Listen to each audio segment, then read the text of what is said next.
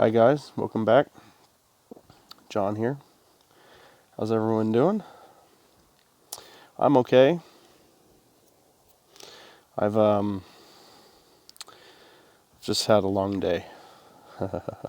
Just a long day. My mental health today is pretty low. It's not super low, but it's not like mild low. It's kind of low. A little bit depression today. I've been having a lot of negative thoughts.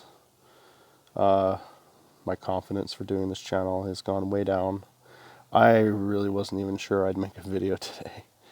So this is my poor attempt at making a video. So we'll see what happens. Work was all right. It was just long day.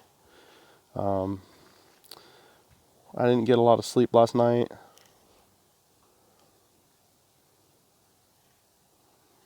Was tired all day. So tired. Long day. See, my brain's already frazzled. How do you guys like my hair? Yeah, not bad, eh? It's a little frazzled look. See, I work from home, so I don't have to get up and go to work every day anymore. I just roll out of bed in my pajamas.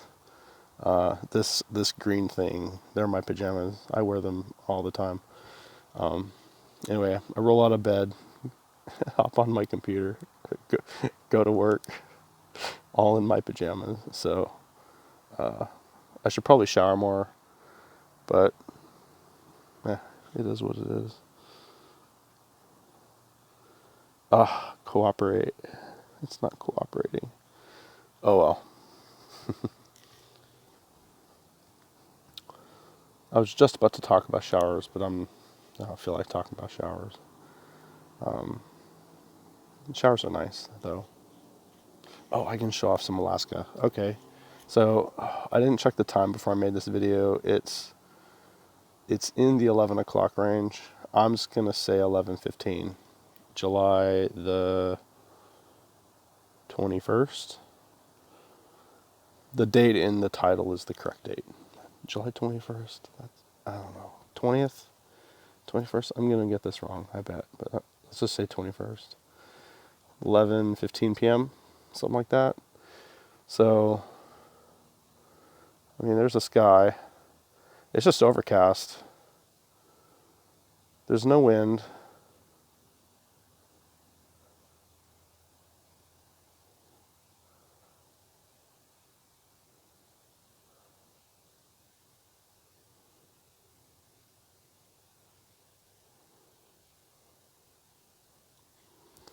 It's nice. It's a little chilly. It's been raining all day. So it's been kind of cool. I'd say it's about, if I were to put a number on it, about 55 degrees. Maybe a little colder than that. But it's still nice, honestly. I mean, this isn't cold for me. This isn't cold for anyone here. This is a nice, cool day. 55 degrees, we can all do that. It's really nice in that temperature. I think I might talk about something. I'm just going to go review my notes before I do. So I'm going to pause it here. I might be right back. If I'm not back, then have a great day, you guys. Thanks for joining me. But I think I'll be right back. I'm back. I was reviewing my notes, and I just got the kind of the overwhelming sense that I shouldn't talk about anything in my notes. So maybe I will switch to, maybe I could talk about depression some more. I'm hoping to like make a series, a not well organized series of episodes on depression and on hypomania. But those are like videos where I want to focus on that topic specifically instead of jumping around to a second topic or something. So on a scale of 0 to -10. So -10 being depressed, +10 being manic. So on a scale of that, -10 being super, super major depressed, like the worst ever. Sorry, I thought I heard something. I'm at probably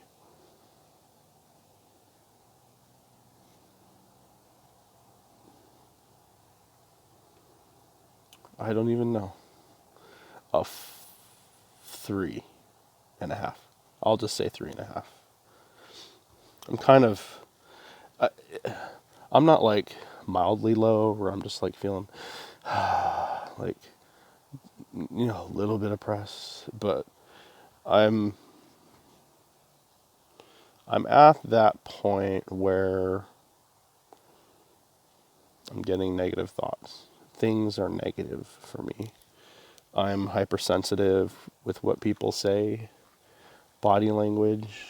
Uh, Multiple times today, I thought my daughter and my wife were like irritated at me just by what they did.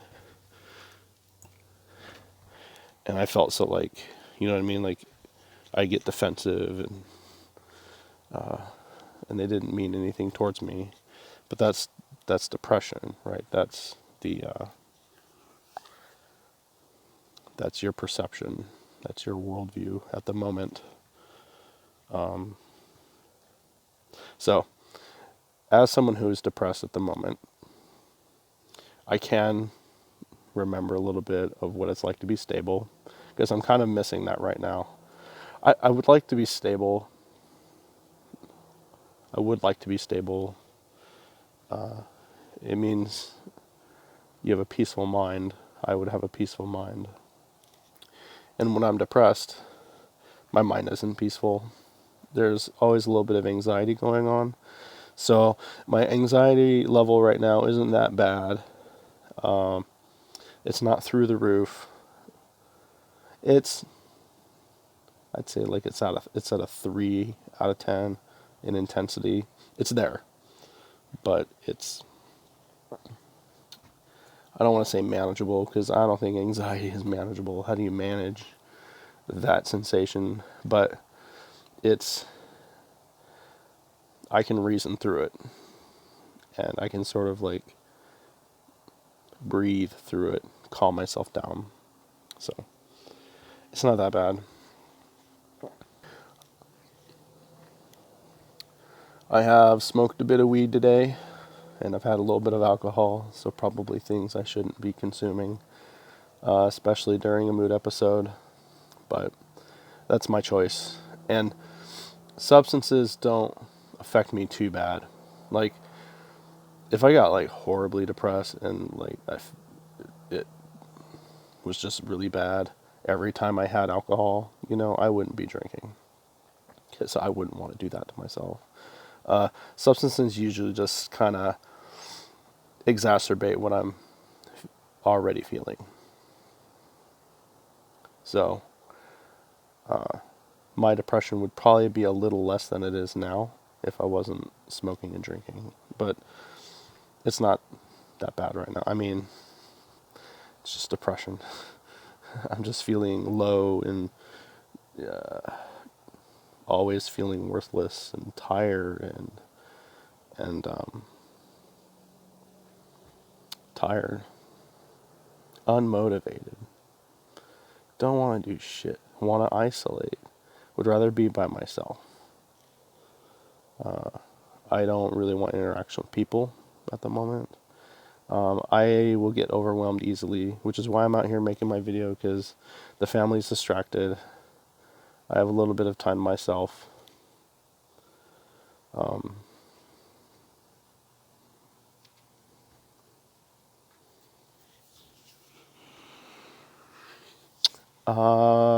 Racing thoughts. So it's really hard for me to focus on a topic. I've sort of been obsessing over Reddit today. I haven't peeled my eyes from Reddit all day long.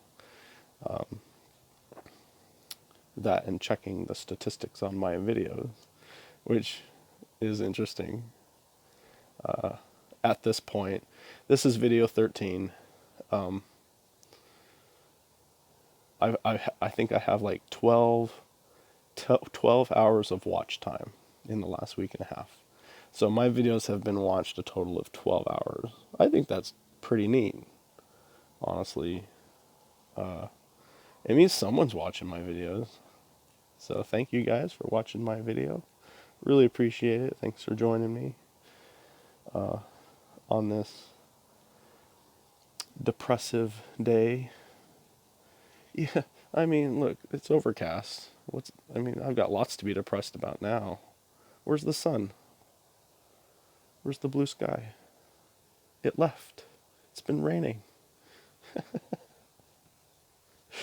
Uh, my arm is getting kind of used to this. I'm getting used to it. And I'm finding a better flow too. And I kind of figured out the microphone trick. That inspiration came from Gary at Schizoaffective Corner.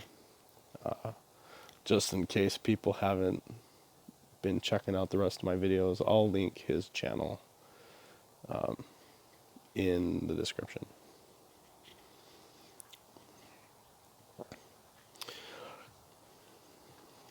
So I've been kind of thinking about my mood fluctuations over the last few weeks. So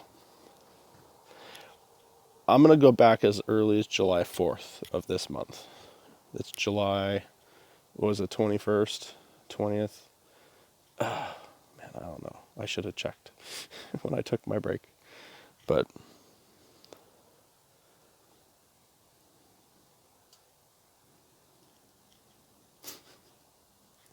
brain fart. I've been in a shitty mood all day and now I'm laughing at myself. Like, this is kind of cathartic. So thank you guys. Okay. Take two. So I've been kind of thinking about my moods through this month, and I'm going to go back as early as July 4th. So plus or minus 2 days from July 4th. So maybe even just the beginning of July. I think from a couple days before July 4th, so maybe July 1st or 2nd, I started to get hypomanic. July 4th, I was euphoric. I was hypomanic. I had a really good day. It was nice. It was another perfect day. July 4 and July 10 were perfect days for me. So from the 1st or 2nd through the 4th and up through the 10th and a little bit after that, I was hypomanic. So that's what, I'm going to do some math in real time now. So the 4th plus 10, that's 6-7 days. So I was hypomanic for about a week. So that's a decent length episode. A week, that's about standard for me, between a week and 2 weeks. So I was hypomanic for about a week or a little over a week. And then I kind of slowly slipped into this slump. And it was so gradual, I didn't even notice it. I started noticing it after I started reflecting on my days. But like internally, in the moment, I didn't know I was depressed. But I was depressed. It was depression. It was the depression after the hypomania. So you have hypomania and then the crash. That's the crash I was talking about. And then boom, depression. It didn't help that I skipped a couple of doses of my meds. So that probably didn't help. But it didn't throw me into any episode. I mean, it didn't throw me Like, it's not like I was whipped about by missing a couple of doses. It probably just contributed to, a little bit of the effect of the mood episode. Depression in this case. It didn't help this month that I have been pushing my bedtime pretty late. Later than I should. I've been going to bed for the past couple of weeks at between 3 and 5 in the morning. It's been ridiculous. I usually go to bed at 2, but man, I have been pushing it, and I've been sleeping late. I'm really thankful to have a boss who's flexible with me, but sleeping too late. I'm sleeping too late. I should be at work at 8 a.m. I just need to roll out of bed at 8, log in, and I'm at work. 8 a.m. But usually I don't get there till after 10. 2 hours. I need to institute some lifestyle changes. So I'm an example of someone who fucks things up and doesn't have it figured out. I don't have my shit together. I've never had my shit together. What I've had my shit together relatively lately, over the last year. But for 3 years before that, from the beginning of my mental breakdown until my meds started working, oh man, no shit was together. None of my shit was together. I was fucking everything up. Fucking it up. Work, family life, just everything. I was completely unstable. Unstable. But for the past year, and a little longer than that, like a year and a half, I've been going through periods of stability on my medication. So my meds started finally kind of kicking in. It only took 8 months to find the right doses. That was 8 months of trial and error. And I want to emphasize this point. I'm actually fortunate that I found a good combination of meds within 8 months.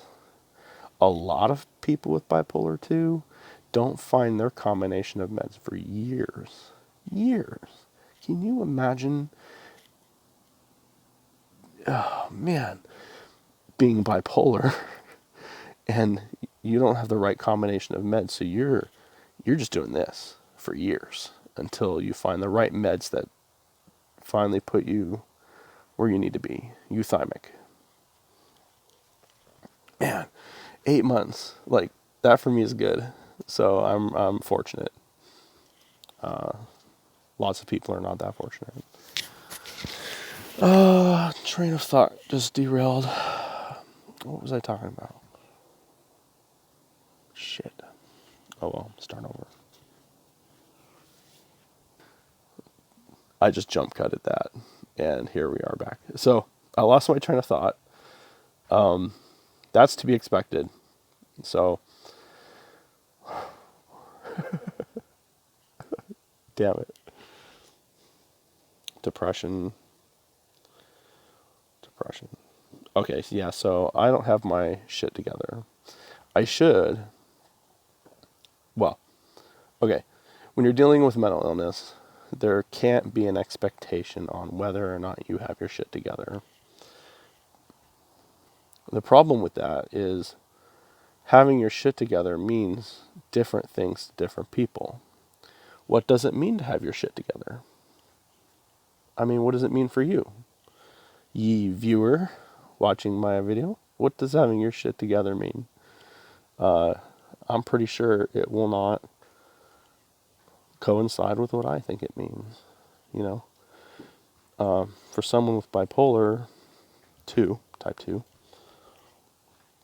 stability really is the goal. Stability. Not hypomanic, not depressed.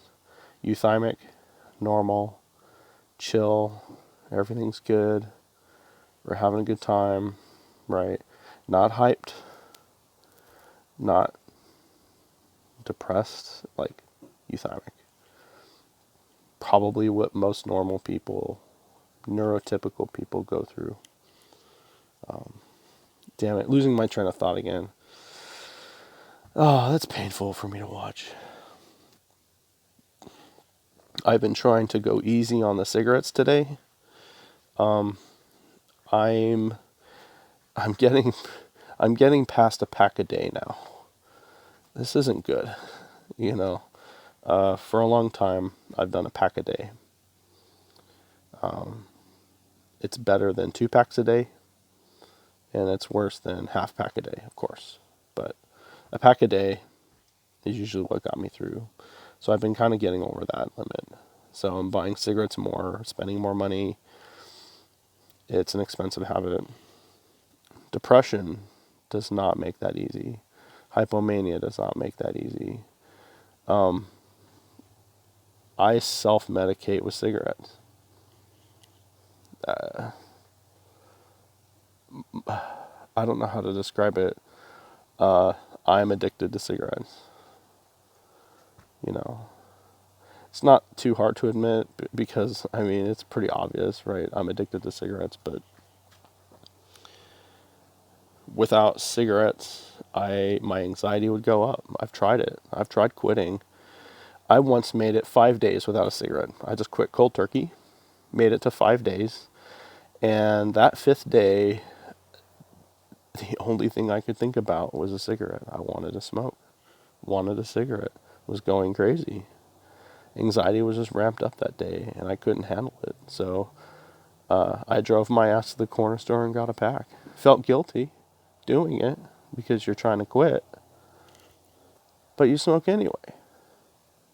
You know, yeah, they cause cancer, but you're doing it anyway. It's such a revolving door to be addicted to something. You know, I'm not addicted to alcohol. You know, I like to drink. I do drink to get a little drunk. I don't get so drunk that I throw up or anything. I don't black out. I just like to get a little fuzzy in the head. And, you know, things are nice and chill and calm. Social lubricant type of inebriation. And I like to smoke weed. I like to get high. But like I'm not like addicted to weed or alcohol, but I am to cigarettes. Sorry, I was going somewhere with that. This whole brain fart thing is just going to keep happening. So I apologize. This might be jumping around a little bit. But maybe I should talk about some of the symptoms of depression. Like, what is it like? So, one symptom of depression is, let me just think of one, a loss of interests in hobbies and activities. All right, I feel this. I feel this a lot. I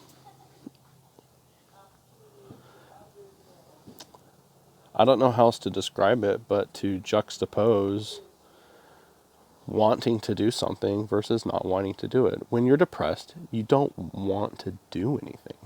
There's no motivation. There's no spark. There's no, oh, I should go do that. Usually anxiety is telling you, go do that, go do that, go do that, go do that. And you do it unhappily, whatever it might be. Maybe a chore, doing the dishes. Let's say you enjoy making videos for YouTube. You know, during depression, you just may feel so much like shit that you don't want to do that day or like ever again. You know, it can seem like a forever thing at the time. So you have to rationalize your way out of those sort of thoughts, right? I'm not going to be depressed forever. Maybe just today. Maybe all I need is a good night's sleep, and maybe tomorrow's video will be different. Generally, when I'm stable, I don't have a whole lot of goals and directed activities.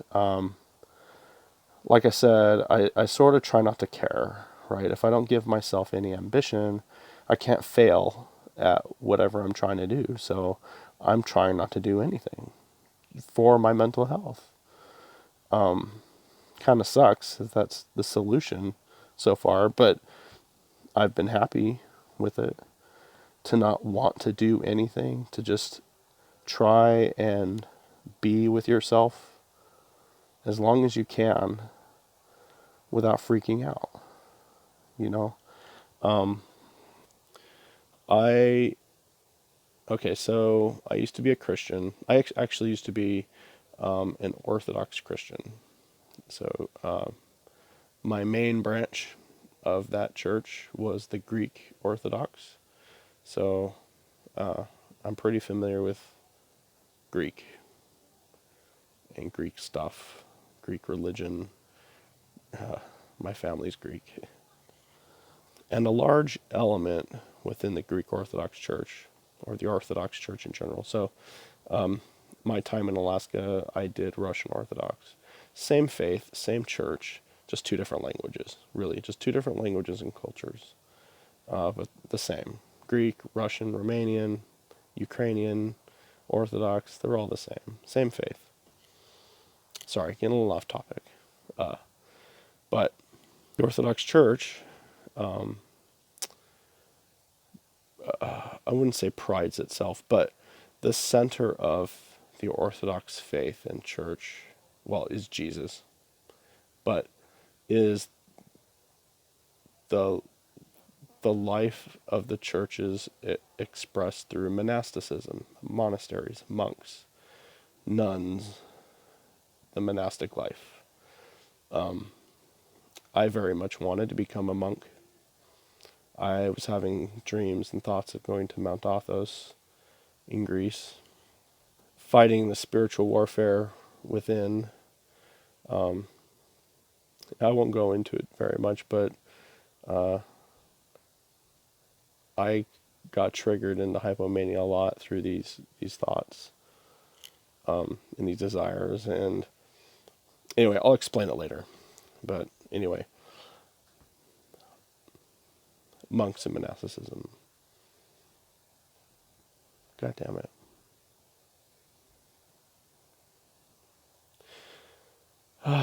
Fail.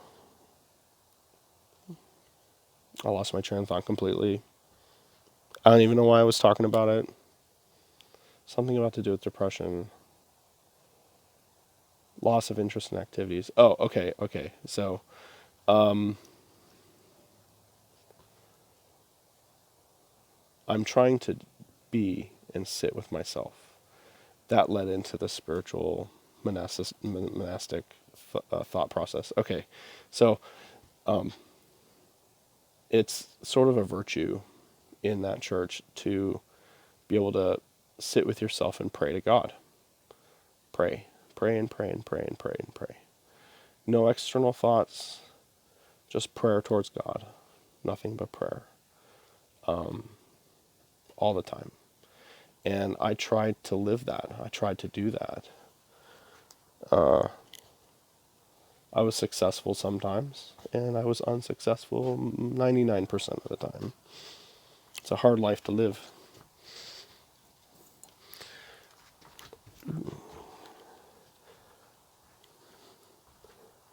So that's probably why I don't have a lot of interests in activities and hobbies, because I'm used to thinking in terms of being still, being quiet.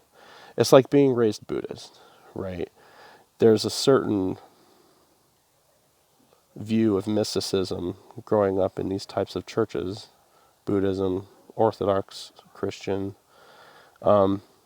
even Roman Catholic, if you can take it to the monastery route. And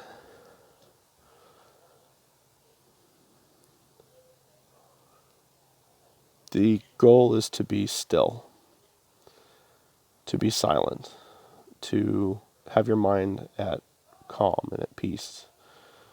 And having bipolar, it's hard enough for a neurotypical to do those things. Basically, it's impossible. Let's just say. I mean, it's to do everything perfectly, to do everything correctly. It's impossible. It's impossible. It's inhuman. But for a person with bipolar, trying to live the religious and monastic and God-thinking life is even more impossible. And through no fault of your own, you're fucking up. You're fucking life up. You're fucking religion up. Everywhere from wanting to be a priest, wanting to be a monk, wanting to serve my church, to complete rejection of the notion of religion, which is where I'm at right now. Like religion, it's I've I've made it I've turned it from an internal question to something that's not even significant to me anymore. I don't entertain the question of God or religion anymore because of my mental health. If I allow myself to invest in that again, I will tank. I will have mood episodes. I'll never have peace with it. I have to reject it. That's why I do. For my sanity. And I've had to do this with a few things, like art. I don't do art. I used to. I used to be an artist. I can paint, but I don't. Because art sort of has a PTSD. Like I have sort of some PTSD with art. I'll go into it for about 10 seconds. So, yada, yada, yada. I do art. I suck at it. And at the very end, this is where I put my hands up and say, fuck it, I'm not doing art no more, is when my art teacher, finished my painting for me. He just took the brush and the palette, finished my painting for me. And I sat there. I just stood there and I couldn't believe it. Like, he crushed my artistic drive and dreams. And that was the straw that broke the camel's back. And so I don't do art anymore. I just don't. I can't. I'm not good at it. I suck. Let's just be honest and be real. You know, if you're not good at art, you know you're not good at art. Why do it? Right? Of course, that's a poor line of thinking, right? Why do it? Because it makes you happy. But it doesn't make me happy anymore. So I don't do it.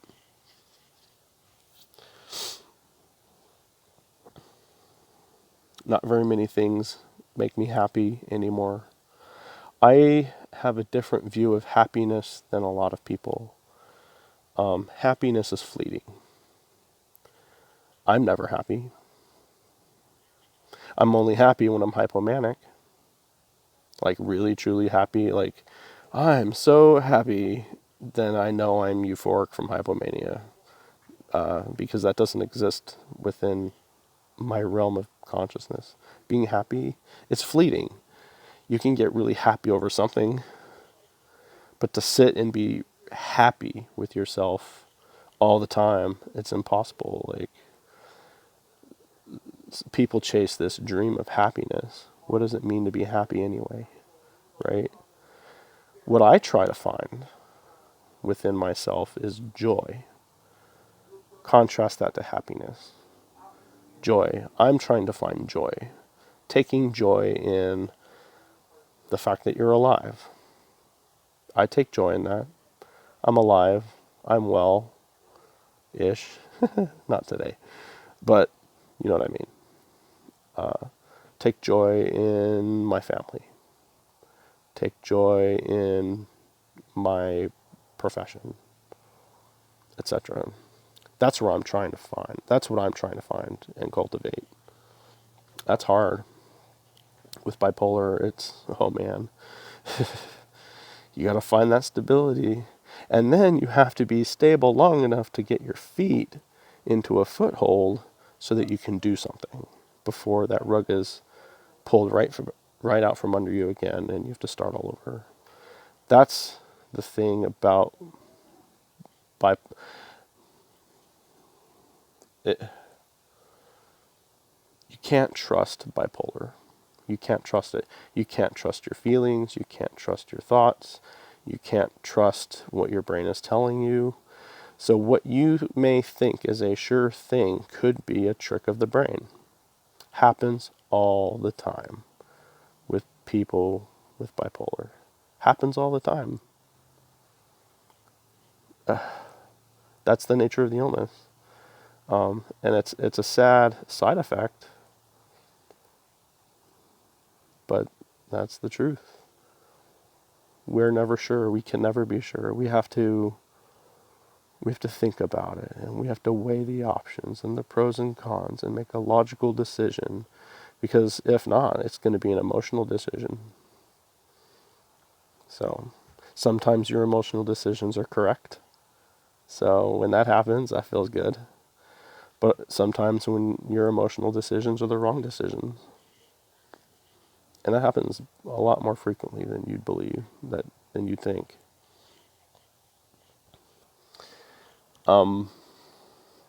Lost my train of thought again.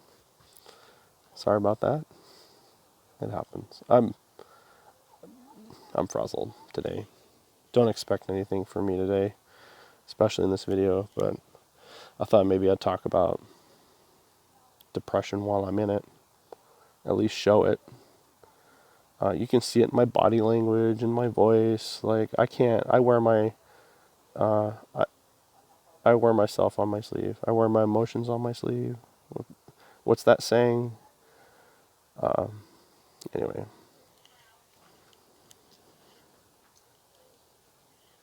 not wanting to do anything. Isolating. Okay, I don't want to make this video too long, and I realize it's getting kind of long. We're at 36 minutes now, and that's uncut. So maybe I should just shorten this up. All right, maybe I'll talk about isolating later.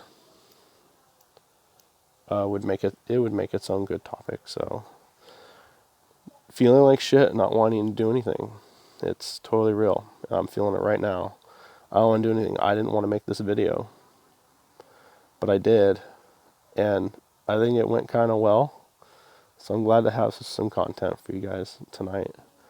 So with that, I think I'm going to cut it out. I'll see you guys later. Have a good day. Have a good night. I'm going to set my camera up here for the cards.